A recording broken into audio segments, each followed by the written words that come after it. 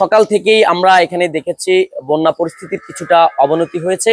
এর আগেও আপনারা জেনেছেন গত ২-৩ দিনের ভারী বর্ষণে ভারত থেকে নেমে আসা পাহাড়ি ঢলে মুহুরী, কুহুয়া, সিলুনিয়া নদীর অন্তত ১৫টি স্থানে বাঁধ ভেঙে অর্ধশতাধিক গ্রাম প্লাবিত হয়েছে। এরপর গতকাল রাতে আরো ২টি বাঁধের ভাঙনের খবর আমরা পেয়েছি। একটি হচ্ছে ছাগলনাইয়ার রেজুমিয়া এলাকায় এবং এখানকারই একটি দুলাগাজী এলাকায় আরো একটি বাঁধ ভেঙেছে। মোট ১৭টি বাঁধ ভেঙে এই মুহূর্তে আসলে অর্ধশতাধিক গ্রাম প্লাবিত হয়েছে, যার ফলে লক্ষাধিক মানুষ এখনো পর্যন্ত পানিবন্দী হয়ে আছে। জেলা প্রশাসনের পক্ষ থেকে ১৫৯টি আশ্রয় কেন্দ্র খুলে দেওয়া হয়েছে।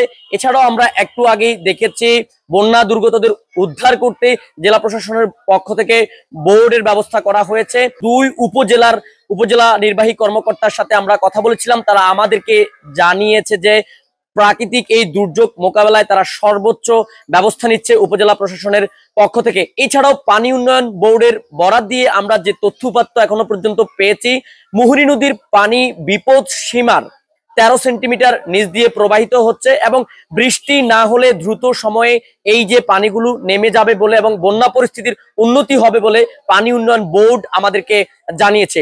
সবশেষ বন্যা পরিস্থিতির কথা যদি আপনাদেরকে বলি, ফুলগাজী এবং পরশুরামে গতকাল রাত থেকেই বন্যা পরিস্থিতি উন্নতির দিকে। তবে ফুলগাজী একটু নিচু এলাকায় হওয়ায় উপরের যে পানিগুলো আছে সেগুলোর প্রবল চাপের কারণে এখানকার নিম্নাঞ্চলগুলো তলিয়ে গেছে।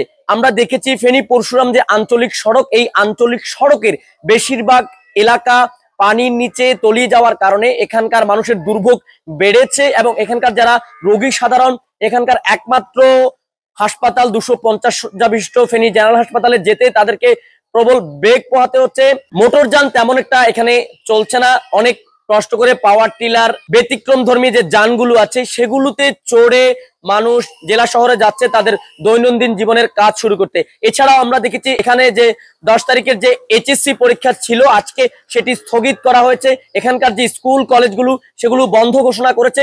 সবকিছু মিলিয়ে এখনো পর্যন্ত যে তথ্য আমাদের হাতে এসেছে সে তথ্য উপাত্ত অনুযায়ী ফুলগাজীতে বন্যা পরিস্থিতি কিছুটা উন্নতির দিকে যাচ্ছে এবং বৃষ্টি না হলে এটি দ্রুত সময়ে এই পানিগুলো নেমে মানুষের যে জনদুর্ভোগ সেটি অনেকাংশে লাঘব হলে বলে আমাদেরকে জানিয়েছে পানি উন্নয়ন বোর্ড। তো এই ছিল আসলে ফেনীর ফুলগাজী থেকে তানভীর চৌধুরী, কালবেলা, ফুলগাজী।